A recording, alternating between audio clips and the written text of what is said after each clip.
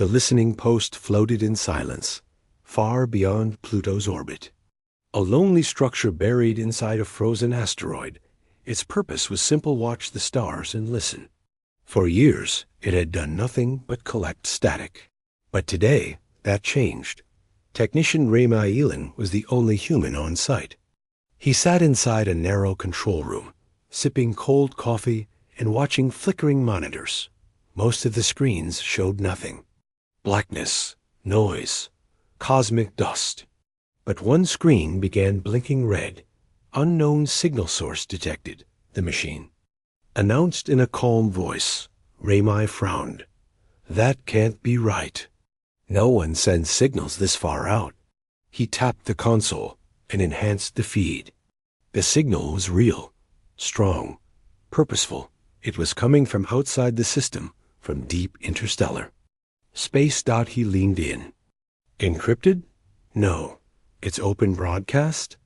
As the signal cleared, Rami's face stiffened. A voice echoed through the chamber. Harsh, mocking, not human. This is Commander Vadal of the Zelari Dominion. The Council has reviewed your species and found you unworthy. The voice carried smugness, cold arrogance. You are backward, isolated, weak. The Sol system is a forgotten corner of the galaxy. We do not fear you. We do not respect you. And we do not expect resistance. Rami stood up slowly. Is this a joke? The message continued. Prepare yourselves. We arrive in 7 cycles. You will not survive. Then silence. The console began saving the message. Rami was already punching in commands. His fingers trembled slightly as he activated Earth Command's secure relay. This is Outpost Echo 7. He spoke into the mic. You need to hear this. Back on Earth, deep inside the Andes mountain range, the signal reached the global defense network.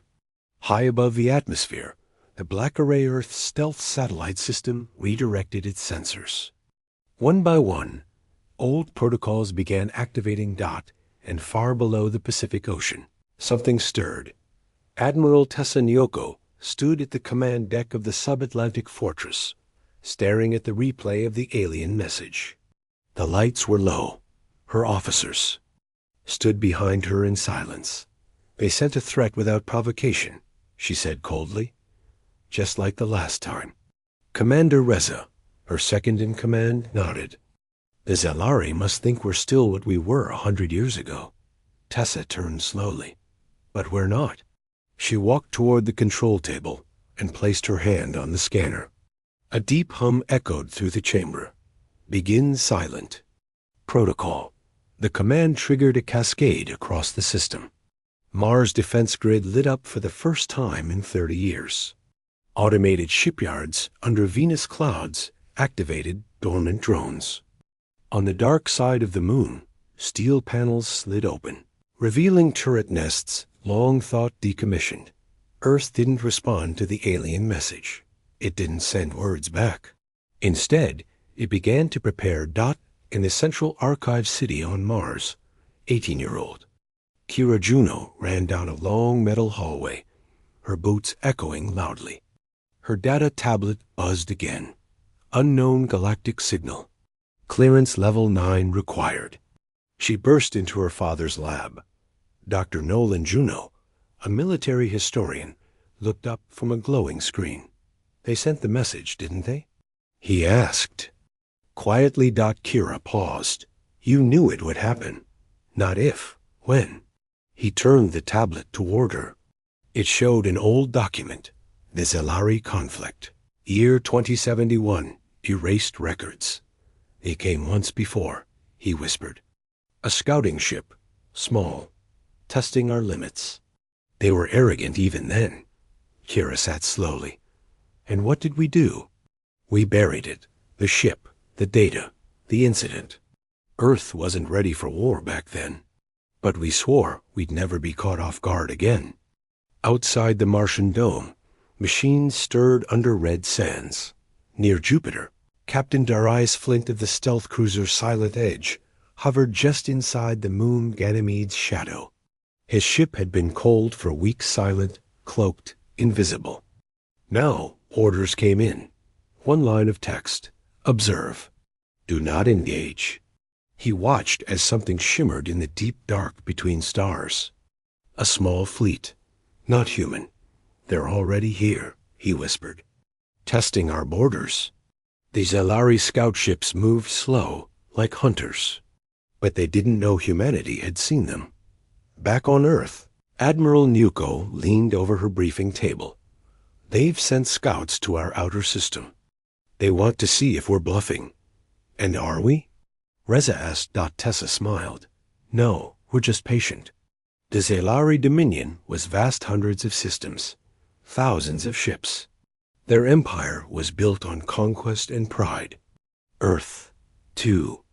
Them was a forgotten stone dot in the command chamber aboard the Zelari flagship Devourer of Flame. Commander Vatal stood before a hologram of the Sol system. Primitive, he said. Their technology barely exceeds Class 2. His science officer clicked her mandibles. They have stealth capabilities. Our probes encountered, jamming near their moon. Coincidence, Vatal growled. They play with old toys. We come with fire. Still, the officer added, we lost a scout near Saturn. No signal, no wreckage. Vatal waved her off. They hide behind fear. They'll kneel when we arrive. He didn't see the shadows forming near Neptune. Human ships wrapped in silence, listening, watching. In an underground facility in Siberia, a technician named Zara watched rows of old computers light up. These weren't ordinary machines. They were legacy eyes locked away since Earth's last. Great War. 1, screen blinked. Condition Ghost Wolf, active. Zara called her superior. Sir, what does this mean? The general on the screen looked grim. It means Earth is no longer sleeping. Zara's screen changed again. A new protocol operation, Soul Rebirth. She leaned forward. What is Soul Rebirth? The AI answered. Unification of all human assets across the Sol system, civilian and military, colonial and planetary. Objective, total defense, total retaliation. Zara swallowed hard. Earth was Sirius. In a quiet orbital station above Mercury. Old engineer Thomas Vance sat alone, maintaining systems no one had touched in decades. His comm unit chirped for the first time in years. Thomas, this is Central Command. Reactivate. The Soul Mirror Array. He froze. The solar reflectors? Those were decommissioned in 2102. Not anymore. Thomas moved slowly to the main console. As he flipped switches, massive panels unfolded in space, reflecting raw sunlight energy. Weapons disguised as research. The Zelari wouldn't see them until it was too late. On Earth, chaos began quietly. Cities remained calm. Media said nothing. But in military bases, something big moved. Massive hangars opened beneath the Mojave Desert. Black ships, Earths. Real fleet lifted into the sky, vanishing into low orbit. Captain Lina Rahim sat inside one of the Titan-class warships, the HS Deliverance. It hadn't flown in 15 years. Now its systems purred with life. She whispered. They think we're backward.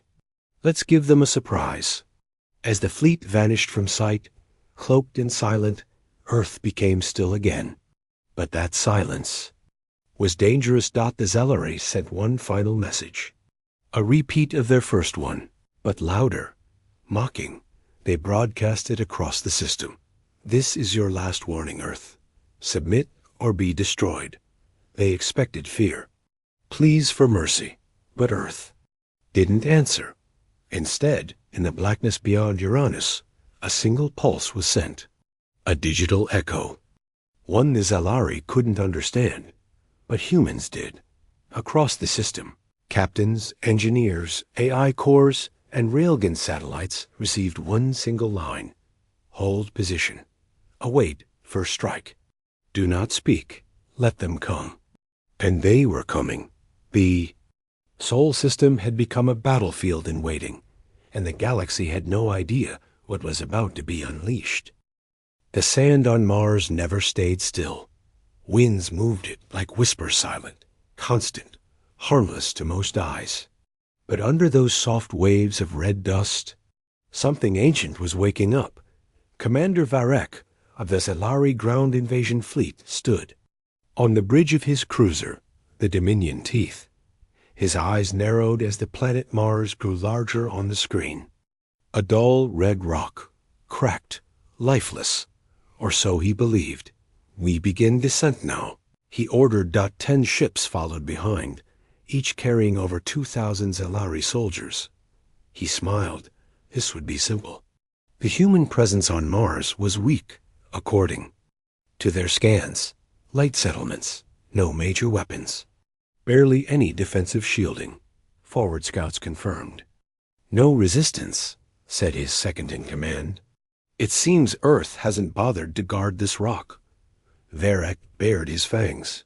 Fools, but deep under the red soil, Mars had been hiding something for decades. In the Martian underground. City of New Terrace. Colonel Mara Devlin stood inside a dark control room. Her hands rested on a steel command table, covered in blinking lights. Above her, the ceiling rumbled slightly. The invaders were entering orbit. Status on the outer. "Net?" she asked. "Phase 1 mines online," replied her operator. "Camouflage stable. Enemy can't see a thing." Mara took a deep breath. "They think we're defenseless." She looked at a faded plaque on the wall. Project Red Fang, in case of galactic hostility. It was written in 5 languages, none of them Zelari. She turned to her second. "Is the Aegis core awake?" "Yes, ma'am." Fully synced with Martian grid. Mara pressed a red key. Across the Martian crust, old systems flared to life. Turrets, traps, tunnels. Under every human outpost were ancient railguns, hidden missile silos, and electromagnetic shield points. Mars hadn't been left alone. It had been armed to the teeth. The Zelari drop pods burned through the sky, slicing through the thin Martian atmosphere. They landed like claws, digging deep into the dust. Armored soldiers poured out. At first, they met no resistance. They walked across empty fields, shattered research domes, and small mining sites abandoned. Not even guards, one of them said in their tongue. Commander Varek moved toward the largest human dome. He raised his clawed hand. "Prepare the central breach." Explosives were placed. The dome blew open, no alarms. No gunfire. Just silence. They entered slowly. Inside. The place was empty. Cold. Except for one thing. A human child's toy lay on the ground. A small doll, dressed in a Martian colony suit. Varek's eyes narrowed. "Where are they?" He turned to his sensor unit. The alien technician stammered. "No heat signatures, but what?" "There's movement underground." And then the trap snapped shut. The dome's floor exploded upward. Red sand blasted into the air, revealing turret nests rising from below. Before the Zelari could react, autocannons opened fire, spinning death. Dozens of Zelari fell instantly. From nearby hills, railguns hidden beneath fake rocks emerged and fired long tungsten rounds. Entire squads were vaporized. Varek roared. "Ambush! Return fire!" But the ground beneath them cracked again. Mines. Hidden seismic charges detonated, swallowing alien tanks in pits of molten steel. And from the sky, the dome closed itself. Back, they weren't inside a city. They were inside a kill box. Colonel Devlin watched from the underground command bunker. They took the bait. Multiple enemy losses confirmed. "At least 40% of their ground force destroyed," said her weapons officer. "Activate the second layer," she said. A new tremor ran through the Earth. From deep under Olympus, Mons, the largest volcano in the solar system, a massive rail cannon rose from the rock. It had not fired in 80 years. Now. It locked onto the orbiting Zelari warship. Above. Boom. The shot ripped through space, piercing the Dominion cruiser. It didn't explode immediately. It simply folded in half and fell, broken. The Martian. Trap had another victim. Meanwhile, inside the city catacombs, hidden passageways opened.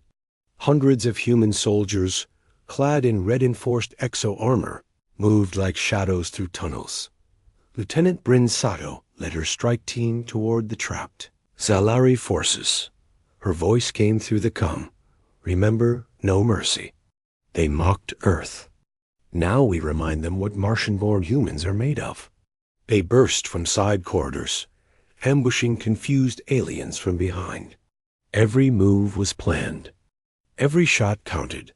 The Zelari weren't just losing. They were being hunted. Up in space. Above the chaos, Earth Command observed from cloaked satellites. Admiral Naoko watched a live feed showing red explosions across the Martian surface. She sprung the trap beautifully, she said. Commander Reza nodded. I thought Mars was unprepared, but this, Mars never forgets, she whispered. The Martian people suffered first during the last galactic invasion. They never trusted. Peace. They buried weapons, trained quietly, and waited. Now they fight with everything they've got. Back in the Martian kill zone, Commander Varek crawled behind a shattered tank. His armor was cracked. One arm was bleeding.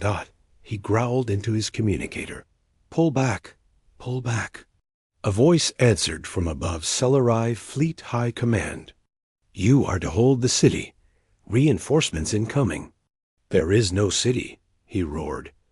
It's a fortress built to bleed us. Suddenly, a shadow fell over him. He looked up. Colonel Devlin stood above, holding a Martian plasma rifle. You sent a message, she said. Varek raised his claws. You shouldn't have, she finished. One shot. Silence. The next day, a single Zelari shuttle limped out of Mars' orbit, badly damaged, leaking fuel. Carrying the few survivors, they sent a desperate signal back to the Dominion. Do not approach Mars.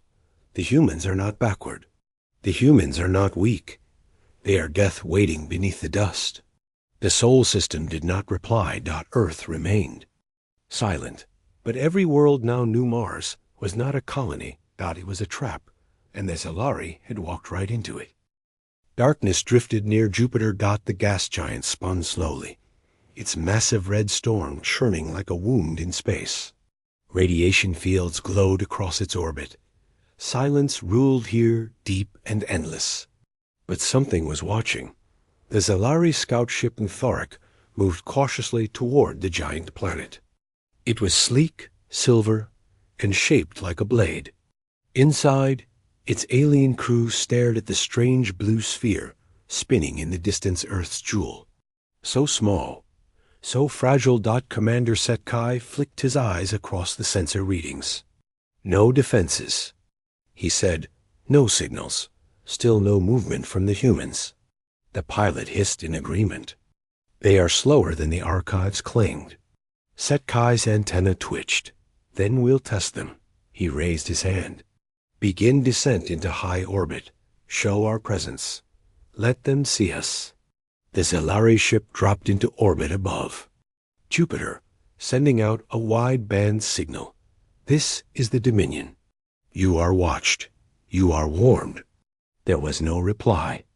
Just the soft hum of space. The aliens laughed low. Buzzing sounds. Then it happened. Without a sound, the sky tore open. A black shadow moved behind Jupiter's rings. The alien crew stared in confusion. At first, they thought it was a glitch, a scanner error, but no.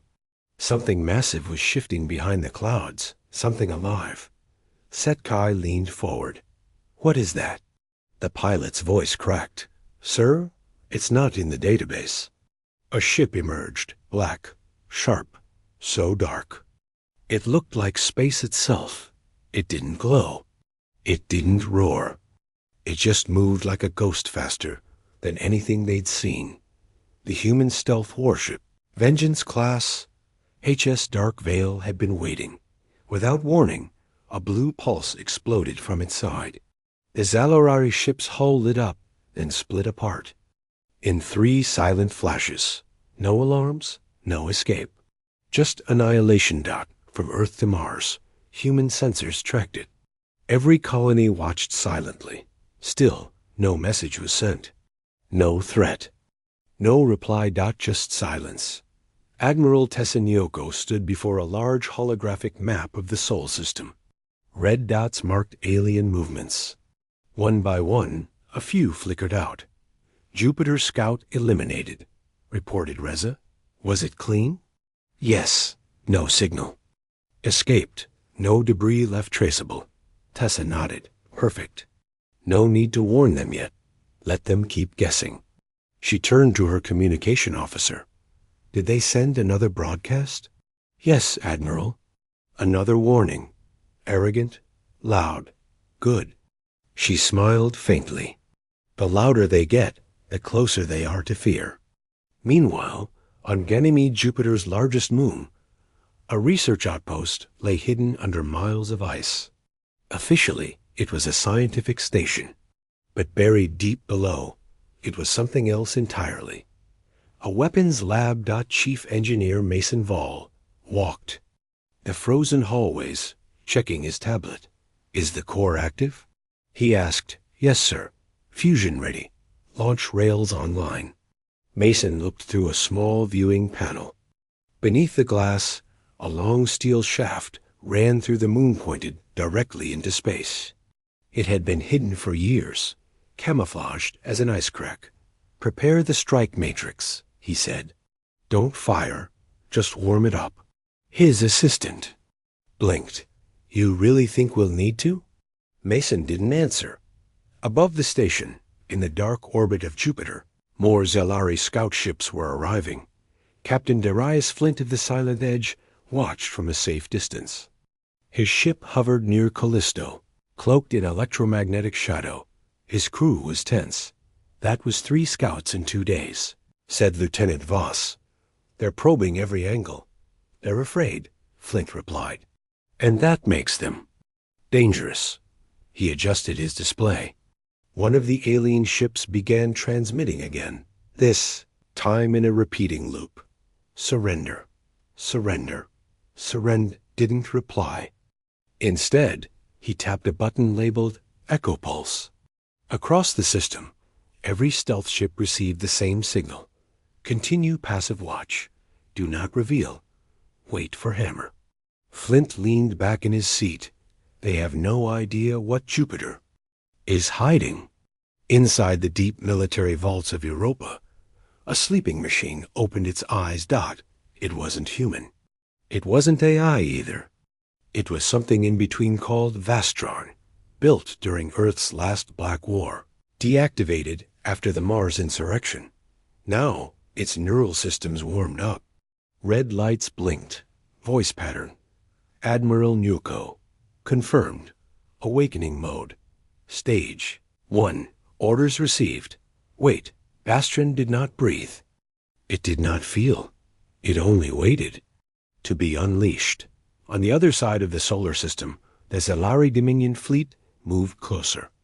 A command vessel, the Shatterfang, approached Saturn's edge. Inside, High General Zorla paced across his crystal. Bridge.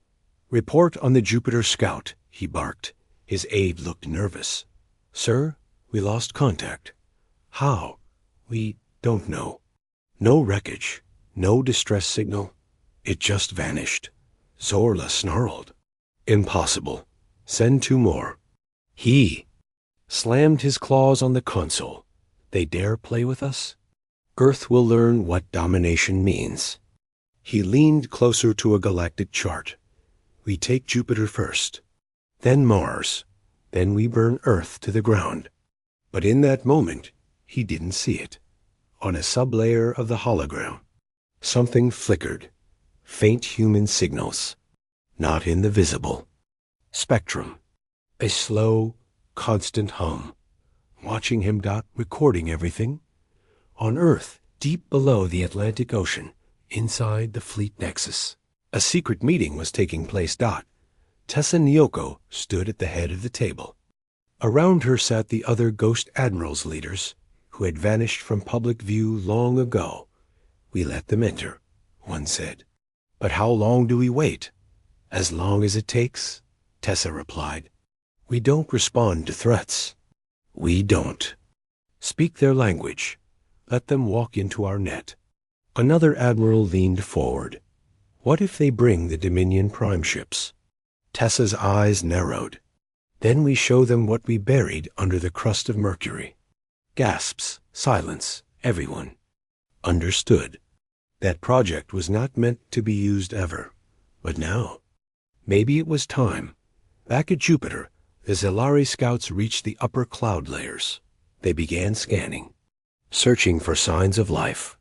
But the gas giant offered nothing but thunder and storms. Then, one of them picked up movement. Object, large, reflective, behind the second ring. Before they could react, a massive railgun shell struck the lead ship, ripping it apart instantly. The others scattered. From behind the rings, hidden rail platforms began to rise, human platforms, cloaked, buried in dust. 16 railguns, 4 orbital mines, and one single Titan-class warship uncloaked in the center. The HS Stormcaller. Sent no message, no demand. Just one action. Another shot. A second Zilari ship exploded. The remaining ones fled. Aboard the fleeing alien vessel, the pilot screamed into comms. "They're here." Human defenses hidden. Massive power signatures. The commander activated emergency hyperspeed. "We must return. Warn the fleet." But they never made it. As the ship turned away, it crossed a magnetic barrier. An old Terran weapon from a forgotten age, a magneto-tether mine. It activated with a flash and collapsed the ship into a silent sphere of burning plasma. No signal escaped. Back at Earth, the alert flashed across the nexus. Jupiter defense complete. Survivors 0. Kira. Juno sat in the Martian library with her father, staring at the live feed. They never saw it coming, she whispered. Her father nodded. "That's the point. They don't understand how humans fight." "Is it over?" He looked at her. "No, that was only Jupiter. The real war hasn't started." And across the galaxy, in the far halls of the Dominion Council, alarms began to sound. First contact had failed. 3 scout teams gone. Commander Vattel stared at the screen in disbelief. What are the humans doing? No one had answers, because the Sol system wasn't unprepared. It was waiting. And now, the silence around Jupiter had broken. The next wave would be larger, but Earth was no longer watching. It was hunting. The silence in space was always unsettling, cold, vast, but this time it was something more tense, like a string pulled tight and ready to snap. And then it did. Above Jupiter's orbit, where a ring of stealth satellites floated unnoticed. For decades, one by one, they woke up. No warning. No light. Just a quiet activation pulse that spread across the Sol system like a ghost. In less than 7 seconds, hundreds of defense platforms, camouflaged in asteroid fields and Saturn's rings, came online. Silent, watching, calculating. They had always mocked Earth, called it backward, primitive, a planet of noise and confusion. But Earth had secrets, deep ones. In the Galactic Assembly, the other species laughed when the humans talked about preparedness. They thought humans were paranoid, overdramatic. But now, those same species were scrambling to understand what had just been activated. High above Mars, a fleet of alien cruisers advanced, thinking the humans were still vulnerable. What they didn't know was that they had crossed into the net's kill zone. In a hidden command room buried beneath Earth's crust, Commander Raina Cole watched a hologram flicker into life. Red dots, alien vessels approaching. Green arcs, The SolNet, now Lev. She didn't speak. She didn't need to. The system had already made its decision. Engaging interdiction. The AI whispered. Far above. The void came alive. Invisible energy. Webs snapped out like lightning across the dark, catching ships before their pilots even realized they were being targeted. Plasma beams struck with surgical precision. EMP pulses cracked through shielding. Dozens of alien ships blinked out of existence. No explosions. Just sudden, clean silence. Panic spread across the enemy fleet. Communications jammed. Navigation scrambled. Half of them never even got the chance to fire a shot. On board the alien. Command vessel, Admiral Sarkith of the Euron Empire, stared in disbelief. This ... this is not the Earth they described. No, it wasn't. This Earth had teeth. And it had waited a long time to use them. From Saturn's shadow emerged something. Even worse, a mobile command fortress the size of a small moon. It bore no flags, no identification. Just a glowing symbol. Sole defense. Its weapons spun up railguns the length of cities. Shield arrays that bent light around themselves. Energy spikes pulsed down its spine like a predator waking from slumber. It didn't broadcast a warning. It didn't need to. Earth was no longer asking for peace. Earth was now defending its system with everything it had built in secret for decades. The invaders had expected resistance. What they got was an invisible monster made of strategy, silence, and steel. They tried to retreat. Too late. One by one, ships vanished under coordinated salvos. Their last moments recorded by Sol's defense AI, archived for future study. By the time the alien flagship finally escaped back beyond the Kuiper Belt, only 11 ships out of nearly 200 had survived. And the message was clear. Now. Earth had changed. No longer backward. No longer silent. Now it was fortified. And watching. The galaxy had called Earth weak. They never imagined it would be Earth that built the battlefield. The silence over Sol was thick. Every listening post, from Pluto's icy orbit to Mars' deep bunkers, was locked in blackout mode. Ships floated still. Satellites spun quietly. Not a whisper escaped the Sol system. Not a signal. Not a flicker of light. Nothing. And the aliens knew something was wrong. Admiral Varun stood aboard the flagship Jatari, staring at the edge of human space. The humans had stopped responding. No more broadcasts. No more warnings. No signs of diplomacy. Just ... silence. They're hiding, one of his commanders hissed. It's fear or surrender. No, Varun muttered. It's a trap. And he was right. 3 days ago, the humans had activated Project Foldlock. Inside the moon's hidden core, ancient Terran engineers had constructed something forbidden's gravity. Welders, dark energy conduits, and the final tool, the gate seals, built in secret, never tested. Capable of one purpose, sealing off the entire Sol system from the rest of the galaxy. And it worked. Hyperlanes twisted. Wormholes collapsed. The great FTL arteries that connected Earth to the stars vanished. It was as if humanity had pulled a curtain across the stars. Back on Earth, President Anaya Cross sat in the war room under Greenland, her eyes locked on the pulsating map. All lines leading out of Sol were now marked in red. No one enters, no one leaves, she whispered. We finish this inside. The plan was dangerous. By closing Sol, Earth was now isolated. No reinforcements, no resupply, and the galaxy couldn't send ships through the normal paths. But there was one major advantage. No one could invade either. Inside this cage, humanity would prepare their response. From Saturn's shipyards came the new dreadnought Sleek, invisible to scanners, armed with core ripper torpedoes. From Mercury's dark side came the sun lens weapons, built to focus solar energy into star-burning beams. And beneath Earth's crust, the oldest project of all was finally awakened Project Minotaur, a super AI battle network designed to command every drone, fighter, and satellite in real time. A warbrain with no fear, no rest, and no mercy. For the first time in galactic history, a species had voluntarily closed itself off from the galaxy, not in defeat, but in fury. Meanwhile, the rest of the galaxy was in panic.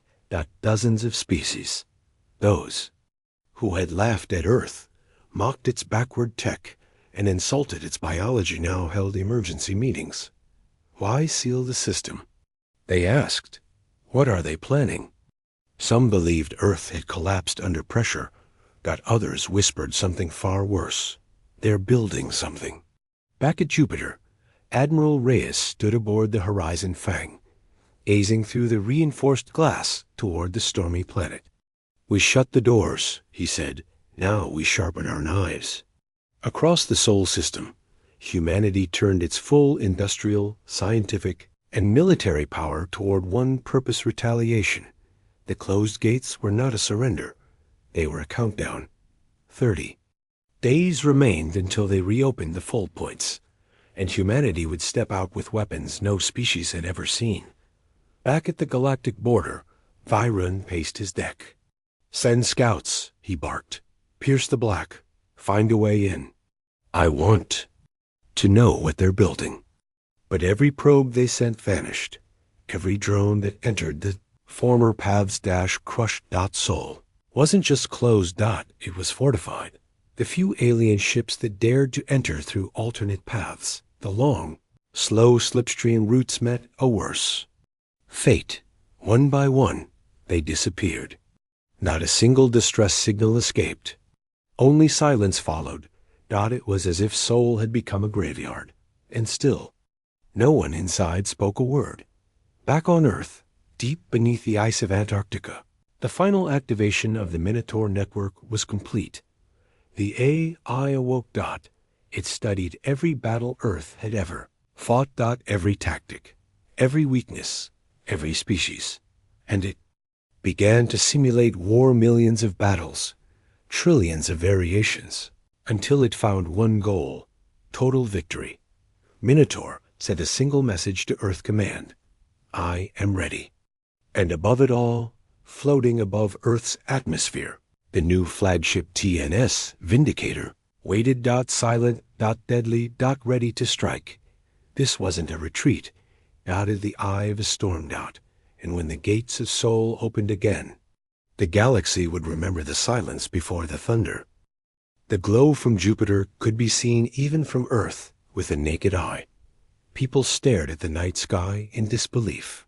The largest planet in the solar system, once calm, once mighty, was now on fire. Its swirling storms had vanished under the pressure of alien bombardment. The gas giant had become a funeral pyre, a warning, a message from the invaders. We will erase your system, planet by planet. But Earth did not fall. When the Galactic Union struck Jupiter, they thought it would break humanity's will. They believed destroying a planet would make Earth beg. But they didn't understand humans. They didn't understand what kind of rage burns when you touch something that isn't just a planet, but a symbol. A home's guardian, Commander Talia. Reyes stood aboard the Vanguard, her eyes fixed on the flickering feet of Jupiter. Her face was stone cold. Her voice was steady. They want war? She said. They've just declared one on every human soul. Orbiting near Saturn, the human fleet was silent, processing, burning inside, not in fear, but in fury. There were no tears, no despair, just a steady, growing hum of ships powering up, shields rising, weapons locking into position. The last part of the transmission from the aliens replayed again. Surrender Earth, or we turn Mars and Venus into ash. Earth did not answer. Not with words. It answered with fire. Just 2 hours after Jupiter burned, a new battlefront opened around Callisto, one of Jupiter's moons. The aliens thought the humans would retreat, maybe mourn, maybe hide, but instead, Earth's hidden weapon platforms around the Jovian system activated. Hundreds of stealth drones, hidden deep in the ice of Europa and Ganymede, came online. They had been asleep for years, buried under layers of code and secrecy. The aliens were not expecting traps. The moment they approached Callisto to secure their victory, 12 human stealth cruisers decloaked behind them and unleashed. Hell, missiles carved through space. Energy lances punched through shielding. The lead alien cruiser, 3 times the size of Earth's destroyers, erupted like a sunburst shredded by a railgun slug that struck its antimatter core. The aliens scrambled to respond, but Earth wasn't playing defense anymore. This was no longer a game of survival. This was retaliation. Meanwhile, back on Earth, global communication networks were quiet, but not inactive. Beneath the silence, data flowed fast. Civilian eyes saw only blackouts, but military minds were executing operations that had been planned years ago. Operation Requital was launched. Across the moon's surface, old mining stations unfolded and reassembled themselves. What had once been used for digging ice was now launching interceptors. Mars colonies, thought to be isolated and scattered, activated prototype defense grids. Turrets rose from dust, their coils humming with charged plasma. Orbital mirrors disguised as communication arrays, focused beams of solar energy like knives into enemy scout ships. The message to the galaxy was clear. You struck first. Now feel what we've been preparing for. The alien high command couldn't understand it. Why? Weren't the humans running? Why didn't Earth crumble like other weaker planets? Even after watching Jupiter burn, humanity's resolve only hardened. The Galactic Union had underestimated the human soul, the deep stubbornness, the unity born in the face of extinction. They thought fear would break Earth, but instead they'd lit a fire under a species that had always thrived in chaos. And now, with Jupiter in ruins, that fire had a direction. By the 3rd day, human forces pushed forward beyond Jupiter's orbit. They weren't just holding the line anymore. They were chasing. Alien vessels fleeing from Callisto's trap were intercepted near the asteroid belt. There, waiting in ambush, was Earth's first true dreadnought, the HSS Tyrant, built in secret. Hidden for a moment like this. It appeared from behind Ceres, silent and unstoppable. No greetings. No negotiations. Just a single massive shot from its dark matter cannon, and the alien flagship vanished from existence. Scattered enemy ships attempted to retreat. They didn't make it far.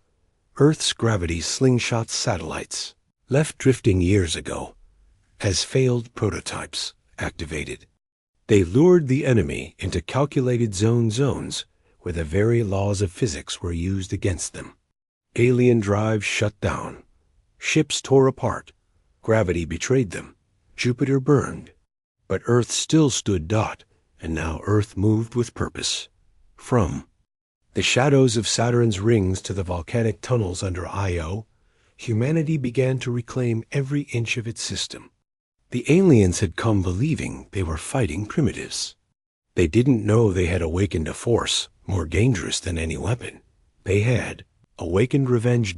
In the final hours of Part 6, one alien commander, a veteran of 1,000 campaigns, watched the chaos unfold from orbit above Neptune. He had fought countless species. None had ever responded like this. He turned to his second in command. They were backward, he whispered. They had no interstellar empire, no wormhole fleets. But they had fury.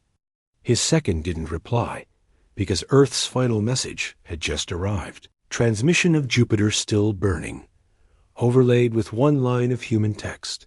You took a god. Now meet the devils. And behind that message, hundreds of human warships crossed Neptune's edge. The Sol system was no longer a battlefield. It was a trap. and Earth had just sprung it. The enemy fleet had finally arrived. They came not in silence, but in thunder. 1,000 warships, cloaked in black armor and powered by fusion cores that roared like miniature suns, emerged at the edge of the Sol system. Behind them, a trail of burned colonies and ruined resistance. They had crushed every defense, every voice that dared to defy them. But this was different. Earth was no ordinary target. Commander Isker of the Velther Dominion leaned forward in his chair, staring at the hologram of the Sol system. His eyes narrowed on the blue-green dot called Earth. "They are primitive," he muttered to his second-in-command. "Yet they resisted." "Fools," hissed his officer. "Let us wipe them out." And so the command was given. The full strength of the Dominion began moving inward. Massive dreadnoughts aligned. Planet-breaker cannons warmed. Fighters launched in swarms. The fleet cut through the dark like a blade through cloth. But they didn't know. The humans were ready. Aboard the orbital defense station Aegis 1, Captain Julia Monroe stood in silence. Her hands were steady. Her heartbeat WASN, single quotes T dot behind her. 100 officers worked in silence, their eyes locked on holographic projections. Ships moved. Codes ran. Warnings flashed. But Julia wasn't watching the enemy. She was watching the sun. Specifically, the device hidden deep within it. Project Helios, a last resort weapon. A solar ignition array. It had taken 30 years to build it. They'd buried it in the heart of the sun, layer by layer, hiding it from alien sensors, feeding it energy quietly. It wasn't a bomb. It was worse. It could turn the sun into a directed weapon, and the moment was close. "Ma'am," whispered her assistant, "Velther fleet has entered the inner system." 9 minutes to Earth orbit. Julia nodded. "Begin countdown." The bridge lights dimmed. Red alert. A voice echoed through every human ship and base. "Stand by. Helios ignition in T-8 minutes." The enemy still didn't know. Admiral Varkle of the Velther stood before the bridge window of the flagship Devourer's Eye. He saw Mars pass beneath them, silent and cold. Their scans showed no real resistance. Just a few defense satellites. Old technology. "Let them feel fear," he said. "Play with their defenses. Break their pride." His ships obeyed. They began slicing apart human satellites and minor defense craft, not with full force, but with contempt. That was their first mistake, because when they finally detected the strange energy signature coming from the sun, it was too late. The core of Sol flared. A ripple of energy burst out like a heartbeat, and something changed. Inside the sun, the Helios array came alive. Artificial magnetic fields twisted. Reflective mirrors of graphene and smart alloys aligned. Solar plasma danced to human design. And then came the focus. It was not a flare. It was a beam. A concentrated, invisible lance of solar radiation and hyper-accelerated plasma shot outward, not in every direction, but in one, toward the Velther fleet. It was like watching a god scream. The Dominion's outer fleet was the first to vanish, not explode, vaporize. Their hulls turned to gas. Their reactors melted. Their weapon systems fried before they could respond. 100 ships gone in 4 seconds. On Devourer's Eye, Admiral Varkle screamed. His face burned from the radiation surge. "What is happening? What have they done?" His crew panicked.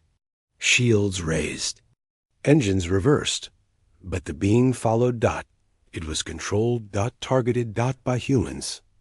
On Aegis 1, Julia whispered, "Track the command ship. Redirect the Helios stream." The sun obeyed. Light bent.